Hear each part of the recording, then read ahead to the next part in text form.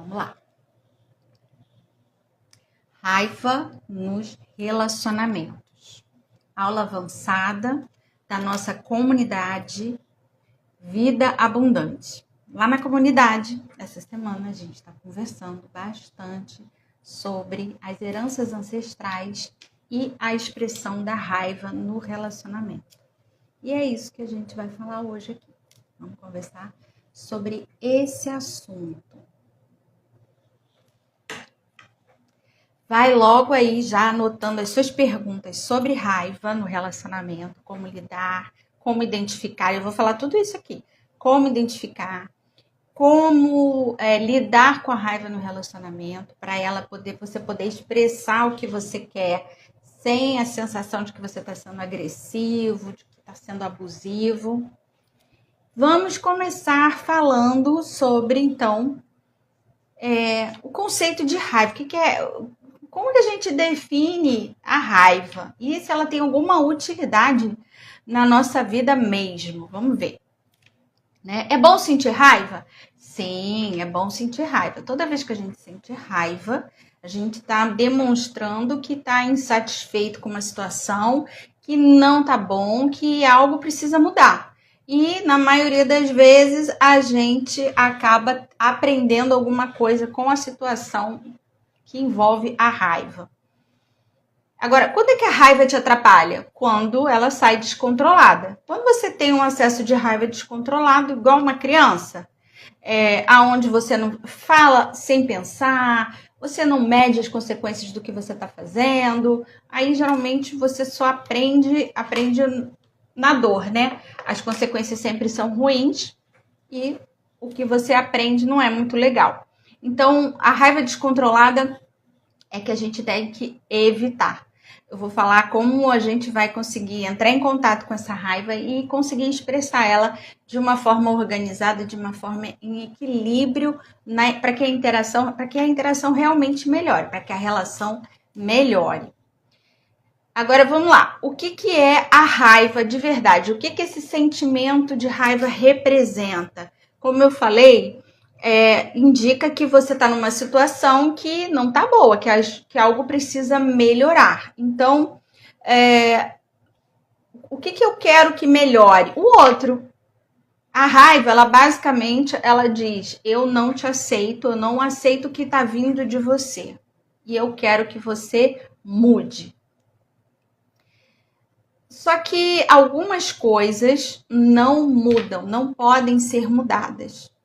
E aí vem a minha pergunta, né? Quando você está num relacionamento e você está sempre com raiva do outro, o que você está dizendo para o outro? Eu não aceito o que vem de você.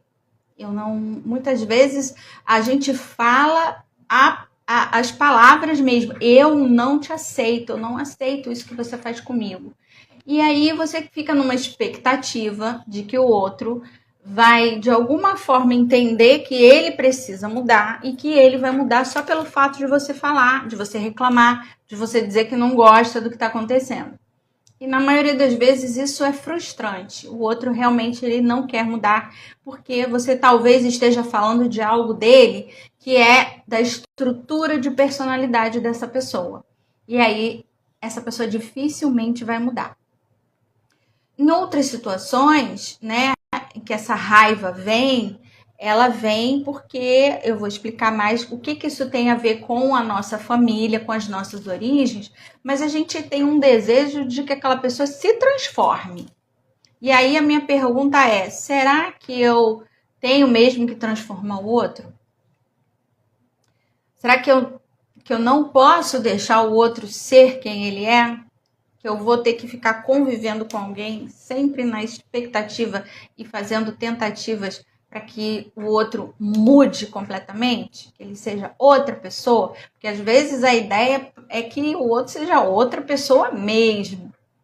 Então isso já é uma primeira pergunta para você ficar refletindo aí. Então, se você está num relacionamento difícil, em que o outro não muda de jeito nenhum, o que você espera, né? Você espera que o outro pare de ser o que ele é para ele ser aquilo que você deseja? E da onde vem essa raiva que a gente começa a demonstrar quando está no relacionamento, principalmente no casamento, que é quando você vai morar com outra pessoa. E aí, né, quando a gente está namorando, é tudo tranquilo, a gente se vê nos finais de semana, a gente dorme na casa de um, do outro, mas depois a gente já vai para casa. E aí aquelas coisinhas que incomodam, quando a gente está debaixo do mesmo teto, elas passam meio desapercebidas, porque daqui a pouco eu vou para minha casa, tá tudo bem, não me incomodou muito. Incomodou, mas não incomodou muito, então eu vou para minha casa, tá tudo bem. Mas e aí, quando eu me caso, todo dia, 365 dias no ano, eu vou estar debaixo do mesmo teto com aquela pessoa. Aí sim começam os problemas. Aí sim a gente tem que... E agora, como é que eu vou aguentar isso para toda a vida, né?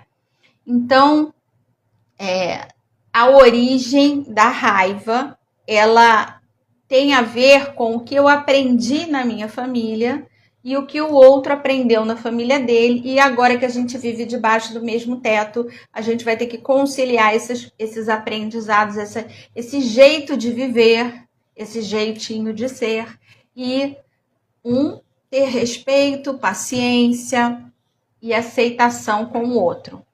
E aí, quando a gente não aceita, é a hora que a gente identifica que está começando a vir aquela raiva, né? A raiva pelo que o outro é, a raiva das coisas que o outro demonstra para você. Mas vamos falar um pouco primeiro dessas diferenças de gênero, o homem e a mulher, né? Na hora de se relacionar, na hora de chegar num casamento. O homem, ele é moldado, basicamente, né? Isso é ancestral. O homem, ele é moldado para agir, para ir realizar coisas fora da casa, para competir, para não dar muita atenção para o sentimento do outro, porque ele tem que ir para fora de casa e ter sucesso, e competir, e alcançar, conquistar coisas. Quando ele volta para casa, qual é o objetivo dele, né? Eu tô fazendo assim uma ilustração bem basicona do que é a expectativa de alguém, do homem ancestralmente, que é da cultura mesmo mundial, não é só ocidental, não. Volta para casa, o que ele quer? Paz, sossego, porque ele lá fora, ele teve que competir muito para ele poder ter sucesso, para ele conseguir as coisas. Quando ele chega em casa, basicamente o que ele quer? Paz e sossego. Quem é casado aí sabe que eu não estou falando besteira. Depois, a mulher, né? E a mulher, ela é moldada para quê? A mulher, ela é moldada desde criança para melhorar os relacionamentos, para interação, para aquelas, até nas brincadeiras das meninas, né? Quando a menina tá brincando, ela tá negociando coisas, ela tá organizando coisas, ela está transformando aquilo numa coisa agradável de viver, né? As meninas, elas são moldadas para isso, para melhorar os relacionamentos. E nesse processo, elas falam, conversam. Estão vendo onde eu estou querendo chegar, né? Eu, no meu mestrado, a minha dissertação de mestrado foi sobre isso, foi sobre o desenvolvimento das diferenças de gênero. E aí eu vou abrir um parênteses aqui para contar uma historinha de como que essas diferenças de gênero, elas se desenvolvem antes mesmo da criança nascer, e depois que ela nasce, até os 3 anos de idade, ela já construiu a ideia básica do que é ser menino e o que é ser menina. No meu experimento, eu fiz um experimento de observação. Então, eu criei uma situação e observava as crianças interagindo, né? Eu fui em várias escolas, na época o meu mestrado foi em Brasília, eu fui em várias escolas de Brasília fazer essa observação, pegava autorização e tal com os pais e fazia o experimento. Como era o experimento? Eu tinha 2 caixas cheias de brinquedos, uma caixa cheia de brinquedos tipicamente de menino, outra caixa de brinquedos tipicamente de menina. E aí eu dava essas caixas para as crianças trocadas. Eram casais de 3 a 5 anos, se não me engano. Eram casais. Então eu dava as caixas, uma caixa com os brinquedos de menino para a menina, a outra caixa para o menino. E pedia para eles abrirem e brincarem. Vocês podem abrir e brincar. E aí eles abriam a caixa. Quando eles abriam a caixa, fazia aquela carinha assim de... Eu acho que a tia errou. E aí, os mais novos, eles não trocavam as caixas e começavam a brincar, meio sem assim, o que eu vou fazer com isso, né? E começavam a brincar. E, eventualmente, no meio da brincadeira, eles começavam a trocar. E os mais velhos, de 4, 5 anos, imediatamente eles faziam assim, ó, trocavam. Não falavam nada. Tipo, a tia errou. E começavam a brincar. E aí eu observava as interações, as conversas, os olhares, tudo eu anotava, né? Gravava, fazia a gravação, depois analisava, foi bem legal o experimento. E a conclusão qual foi? Que para os pequenos era mais fácil, eles ainda não tinham essa ideia muito estruturada de que eles não deviam brincar com os brinquedos que não fossem do seu gênero. Mas para os mais velhos isso era muito sério. Então eles não queriam, eles já tinham estruturado para eles que existe um mundinho dos meninos e existe um mundinho das meninas. Então, por que eu estou abrindo esse parêntese aqui? Para explicar que a questão do gênero ela é muito ancestral e primitiva. A gente já nasce num mundo que tem essa separação. E aí a criança ela vai observando e interagindo com os colegas, com a família, com as outras crianças e vai construindo essas ideias. Então, por isso que eu falei no começo que os meninos, os homens, são moldados para essa questão de estar fora, de competir, de ir em busca do seu sucesso fora de casa. Ao voltar para casa, eles buscam paz e sossego, e que as mulheres elas são moldadas para construir um ambiente agradável e melhorar os seus relacionamentos e trabalhar para que os relacionamentos sejam agradáveis. Ok. Dito isso, né, vamos voltar lá para o casamento. Então, quando eu disse que a mulher ela fala, conversa, negocia, ela é boa de negociação, o que eu estou querendo dizer? Quando começa a raiva no relacionamento, no início, ela chega no casamento assim, pronta para melhorar aquilo ali, porque ela já identificou, lógico, que o que acontece ali é que aquela pessoa ali, que o marido, ele tem uns defeitos, umas coisas lá que ele aprendeu com a família dele e que não são muito legais, mas que depois que a gente casar eu vou moldando, eu vou ajeitando do meu jeito, ele vai ficar do meu jeito. Já ouvi muitas mulheres falarem isso, tá? Aí eu ficava assim perplexa, eu falava assim, gente, como assim, né? Vai casar e o outro tem que ficar do jeito dela. Mas tudo bem. Segue a história. E aí a mulher, ela chega no casamento com essa disposição. A gente vai conversar, a gente vai negociar, a gente vai dividir as tarefas e vai dar tudo certo. Só que o homem, ele chega como... Eu vou finalmente parar de ouvir reclamação da minha mãe. Ai, nossa, agora eu vou ter paz. Eu vou poder deixar a roupa onde eu quiser. Eu vou poder deixar a toalha onde eu quiser. Eu vou poder jogar videogame a hora que eu quiser. E aí começam as diferenças, né? Começam um tentando fazer uma coisa e o outro tentando fazer a outra. É nessa hora que começa a raiva.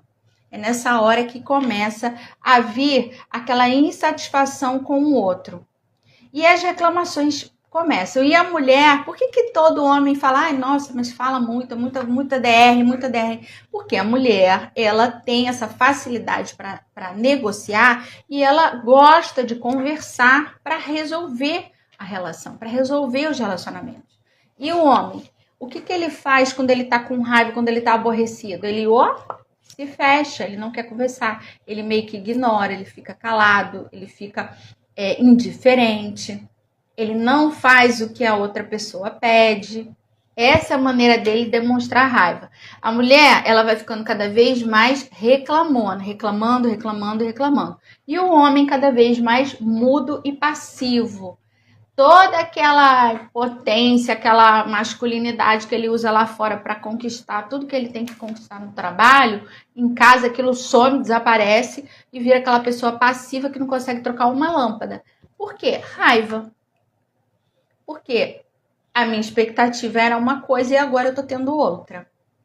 E a mulher, a mesma coisa. A minha expectativa era, a gente vai dividir tudo, a gente vai conversar sobre tudo, a gente vai resolver tudo. E não aconteceu. Nessa hora, do que o casal começa a reclamar de tudo? Começa a reclamar dos pequenos detalhes, que é essa história da toalha na cama, é a história do sapato que fica na sala. Esses detalhes, o que está se querendo falar na verdade?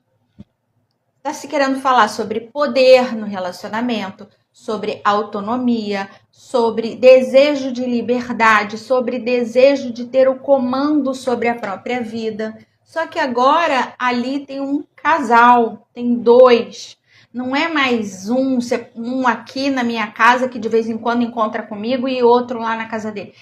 São dois que se tornaram um casal, que precisam conseguir acertar o passo juntos no mesmo ritmo. Bom, aí o título, né, que eu coloquei lá no post da live, heranças ancestrais e a raiva no relacionamento. Nessa hora que a raiva ela começa a escalar, começa a virar uma coisa intensa, não que tenha violência, agressividade, mas que fica aquele climão em casa, aquela coisa assim que ninguém fala direito com ninguém. Nessa hora começam a vir os padrões ancestrais. Que isso? É aquela hora que você... Como é que você identifica que você está no piloto automático? A gente entra no piloto automático da nossa família. Sabe? Quando a gente já... Parece que a gente já viu esse filme, a gente já ouviu essa história, aí a gente entra no piloto automático. O que é isso? Como que você identifica que está no piloto automático? Você começa a pensar assim, meu pai nunca ia fazer isso comigo. Ou então pensa assim, a minha mãe jamais ia ficar reclamando disso o dia inteiro comigo. Ou, não, isso já aconteceu com a minha avó, já aconteceu com a minha mãe, comigo não vai acontecer mesmo. Não vou deixar. Nessa hora, é a hora em que você se arma e começa a defender todo o seu clã. Todas as mulheres e o homem, todos os homens da família. Né? Então, é ali que você sente que a raiva, ela já não é mais direcionada para aquela pessoa, é para o que eu estou projetando naquela pessoa. É toda a insatisfação que eu senti na minha infância, das histórias que eu ouvi, das coisas que falaram para mim, você não vai ser assim, minha filha. Ali começa a vir toda aí vem um negócio, aí começa a vir mais pesado. Aí eu já entro no modo, eu não vou deixar essa pessoa existir mesmo. Ele vai ter que mudar mesmo. Ela vai ter que ver que eu não vou mudar, porque geralmente o homem, ele não fala assim, eu vou mudar ela. Ele fala assim, ela tem que ver que eu não vou mudar. E aí ficam os dois empacados, cada um como se tivesse ali duas famílias empacadas sem ninguém sair do lugar. Aí uma coisa que eu quero que você observe é o comportamento infantil que começa a aparecer. Dois tipos de comportamento que eu vejo. Primeiro, você evita de falar o que você está sentindo para não aborrecer o outro. Isso é um comportamento infantil. Eu não posso falar quando a gente é criança, né? A gente não pode reclamar da comida, a gente não pode reclamar da hora de dormir, da hora de tomar banho, porque é pior, né? Você vai ficar de castigo com certeza. Então você evita falar para não aborrecer o outro. Comportamento infantil. Outro comportamento infantil eu explodo com as coisas que o outro está fazendo, não escuto nada, explodo, falo que é isso mesmo, não é assim que vai ser, é assim que tem que ser, pronto, e acabou. Outro comportamento infantil que a gente pode ter tido na infância, que é o ataque, o famoso ataque de birra. Então, se você fala de menos ou se você fala demais, você está tendo um comportamento infantil. Porque você não está procurando resolver nada, não está escutando ninguém, você só está reagindo. Nesse sentido, é a hora também que a gente nota que o casal está no modo ancestral, no modo piloto automático dos meus ancestrais. Isso daqui, daqui não sai, daqui ninguém me tira, e se o outro não mudar, eu vou ficar aqui perturbando o outro até ele mudar, e daqui não sai, daqui ninguém me tira, eu não vou mudar coisa nenhuma, ela vai ter que me aguentar. Modo infantil. Qual é a saída, então, para isso? A saída é realmente conversar. Aí a gente, mas aí vai ter que fazer o que a mulher está querendo? Sim, mas não do jeito que geralmente as mulheres fazem, que é reclamar para ver se o outro muda. É conversar para chegar num acordo, combinar algo importante que tem que ser mudado na relação e aí avançar mais. E aí ir para um outro momento do relacionamento em que você começa a olhar para o outro como alguém. Sim, essa pessoa ela tem várias coisas que eu não gosto, que eu não tô acostumada, porque não faz parte da minha história, da minha família. Na minha família não era assim, mas tem esse outro lado dessa pessoa que eu amo muito, que eu gosto muito, e eu quero fazer concessões, eu quero ter flexibilidade, porque eu quero ficar nessa relação por causa das coisas que eu gosto. Gente, casamento tem que ser sobre ficar confortável. Eu posso ser o mesmo, o outro pode ser ele mesmo. E a gente fica confortável no jeito que a gente é. A gente conversa, a gente negocia, a gente faz concessões, mas fica todo mundo confortável, não fica aquela coisa pesada, aquela coisa assim, não aguento mais, tem que falar de novo, vou ter que falar de novo. Não. Por isso que eu vou ensinar agora, em 6 passos, o que vocês devem fazer, como deve ser uma conversa, para que vocês possam realmente ir mudando de nível nesse casamento, nesse relacionamento. Para que as coisas vão sendo arrumadas de forma em equilíbrio. No equilíbrio e com empatia, com respeito, com honra. Né? Casamento é sobre isso, respeito, honra. E até se você não está num relacionamento, mas quer ter um, ou está para casar, já começa agora a olhar para essas questões, né? Tem coisas que são muito fundamentais, que precisam ser conversadas e negociadas antes de casar e que muita gente não conversa. Tipo, quando a gente tiver um filho, qual vai ser? A gente vai dar a educação espiritual para esse filho? Qual vai ser? Porque você é evangélico, eu sou católico. Você é evangélico, eu sou umbandista. Qual vai ser a educação que a gente vai dar? Como é que a gente vai administrar o dinheiro? De verdade. Porque geralmente o casal casa assim, eu tenho meu dinheiro, ela tem o dinheiro dela, depois a gente divide as contas. Não. Casamento não é sobre dividir contas. Não é. Casamento são 2 pessoas com metas em comum. Como que a gente vai alcançar essas metas? A gente quer comprar uma casa? A gente quer morar fora do país? Como que a gente vai alcançar essas metas? Tem que ter um plano. Eu vou fazer... Depois eu posso fazer até... Quem quiser, coloca aí. Ajuda a fazer um plano. Eu quero plano. Eu posso ajudar vocês também a criar esse plano. Como criar um plano do casal? Porque se você não tem um plano, você não consegue chegar em lugar nenhum. Você quer muito alcançar alguma coisa, mas você não tem um plano. Como que você vai alcançar? Qualquer coisa que aconteça no meio do caminho desvia você do seu objetivo quando você não tem um plano. Então, são várias conversas difíceis às vezes, que são necessárias. E quando você já está acostumado a ter conversas, toda vez que surge um impasse no relacionamento, você está preparado para ter uma conversa e se sente bem em conversar. Você não fica apreensivo, com medo de ter briga, com medo de ter descontrole, nada disso. Ah, mais uma coisa que eu quero falar. Abre aspas de novo. Na hora da conversa, se vier muita raiva, porque pode ser que você comece a ouvir coisas do outro que você não quer, que você não está preparado para ouvir. Se vier muita raiva, o que você vai fazer? Olha, eu tô ficando muito... eu não tô ficando bem com essa conversa. Não tô bem. Tô começando a ficar com muita raiva. Então eu vou parar essa conversa aqui, a gente vai retomar em outro momento, depois que eu me acalmar. Amanhã a gente continua, à noite a gente continua, mas agora a gente vai parar. Super importante fazer isso, tá, gente? Porque a conversa não é marcar um horário para brigar. A conversa é marcar um horário para realmente conversar.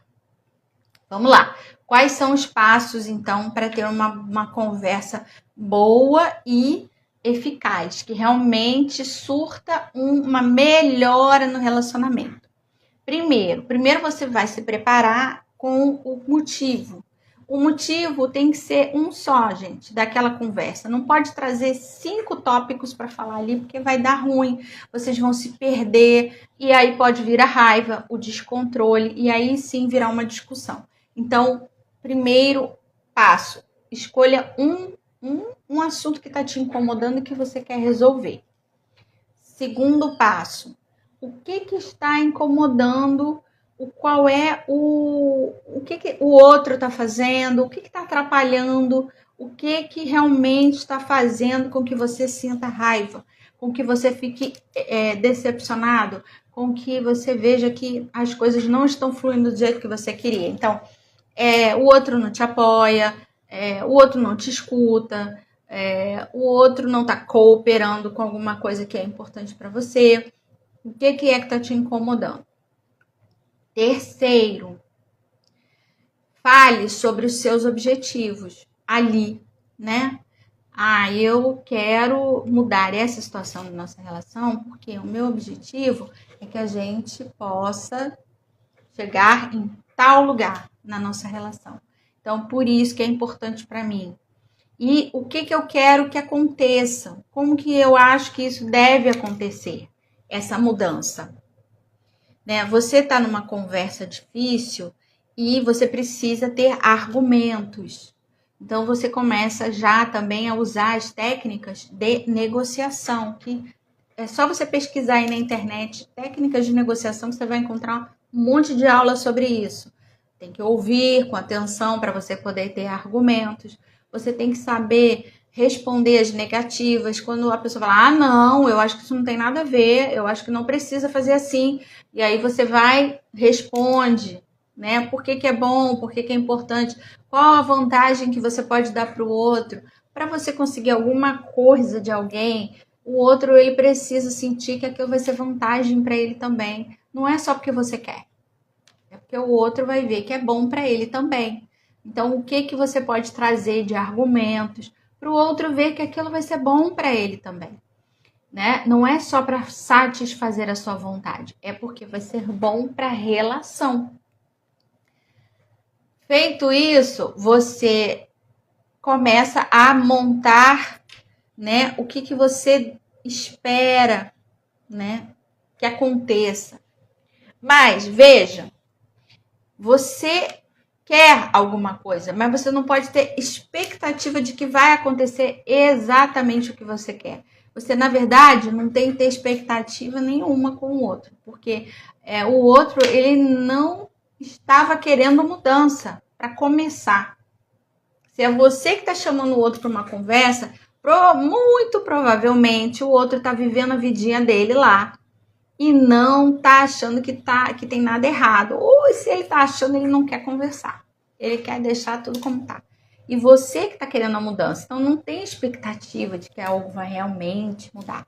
Mas você vai com essa intenção. E também pode se preparar, porque talvez você tenha que ter essa conversa de novo, em outro momento. porque não dá, não vai dar para terminar. O outro não entendeu, o outro não quis fazer acordo, e aí você não dá para forçar as coisas, você tenta em outro momento, tá? Então não vai com muita expectativa de que logo de cara você vai ter sucesso, não, porque pode ser que não.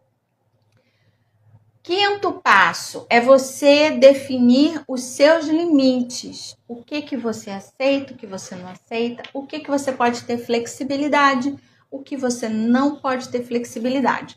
Então, por exemplo, eu gosto de fazer um exercício com os meus pacientes, pega uma folha de papel e faz 2 círculos, um dentro do outro.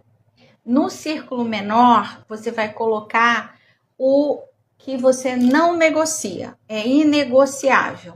Por exemplo, o casal está conversando sobre dinheiro e você tem a sua parte do dinheiro lá que é para o seu salão de beleza toda semana.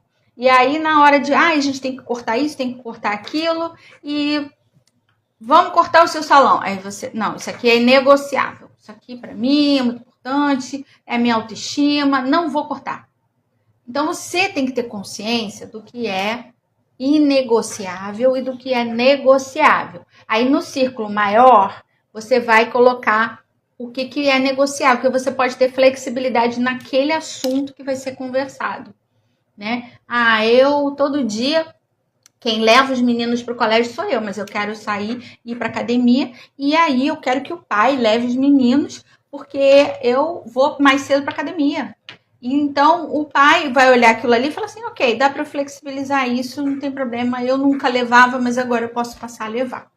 Então, isso é você ter consciência dos seus limites, do que você aceita, do que você não aceita. Tô dando uns exemplos bem bobinhos, mas podia ser algo maior, assim, tipo, você tá sempre fazendo tudo que a sua mãe quer e isso interfere no nosso casamento. E aí, na hora da conversa, a pessoa fala assim, mas a minha mãe, eu tenho que respeitar, a minha mãe, não sei o quê. E aí a pessoa achar que aquilo é um limite, que ela não pode abrir mão daquilo, da relação dela com a mãe. E aí vocês vão ter que ver como vão lidar com aquilo ali, com aquela coisa que não tem como flexibilizar. E, por último, sexto passo, fazer o acordo, fazer o combinado. Olha, então agora o nosso combinado é esse.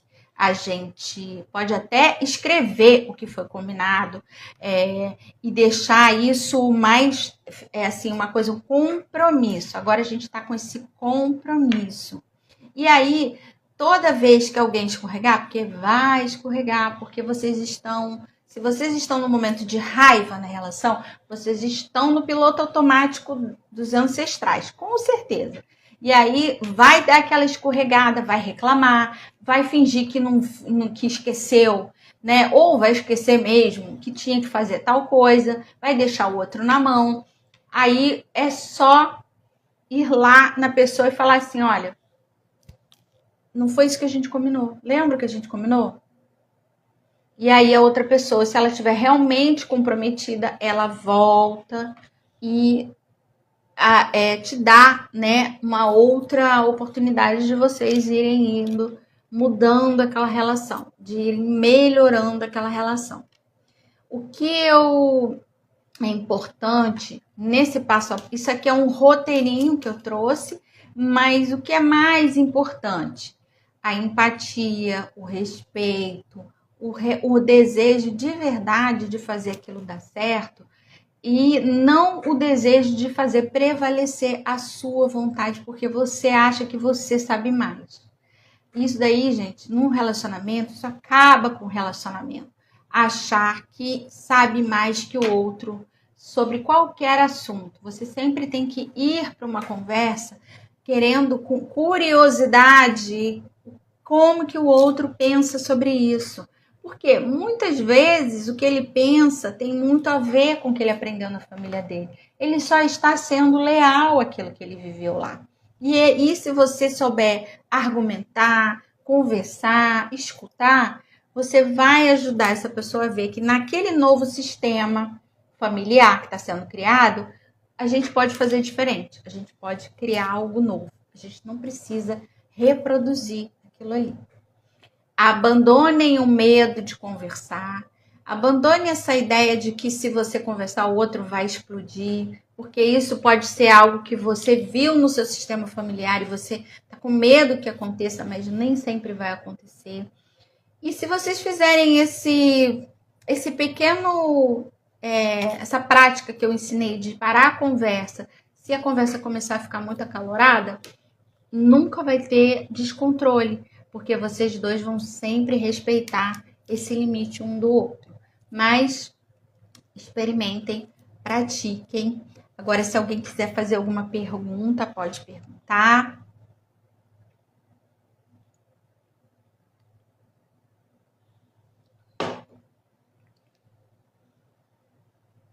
Nenhuma pergunta? A Shirley falou, isso explica muita coisa. O quê? O que eu falei que explicou muita coisa?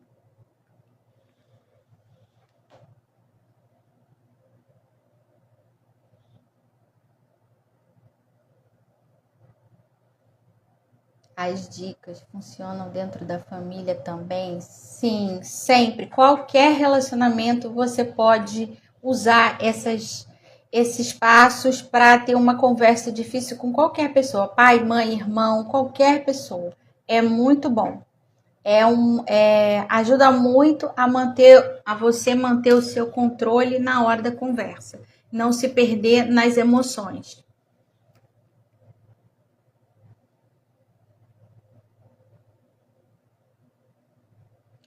Bom, vamos encerrar por aqui, então, né? Quem quiser conhecer a minha comunidade, tem um link lá na bio para entrar para o grupo.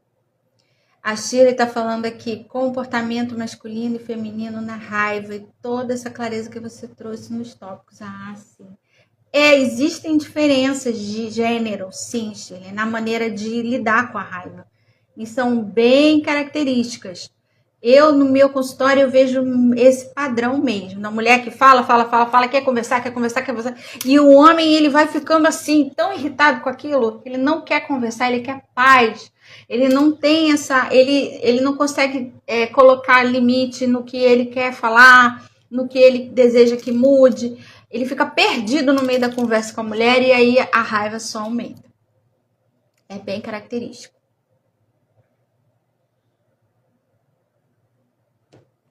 Ok, então, gente, vamos terminar por aqui. Como eu estava falando, quem quiser conhecer a comunidade Vida Abundante, vai lá no link da bio, tem um link lá para você entrar, começar a conhecer, fazer degustação. Tem um grupo de degustação, onde eu coloco uma parte do conteúdo, a outra parte fica no grupo fechado e diariamente a gente tem conteúdos, tem áudios, tem textos, enquetes, as lives, vídeos, coisas que eu vou colocando lá e ainda tem a oportunidade de fazer sessões individuais comigo.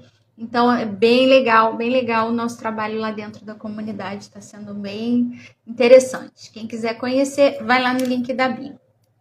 Tchau, tchau. Bom final de semana para todo mundo.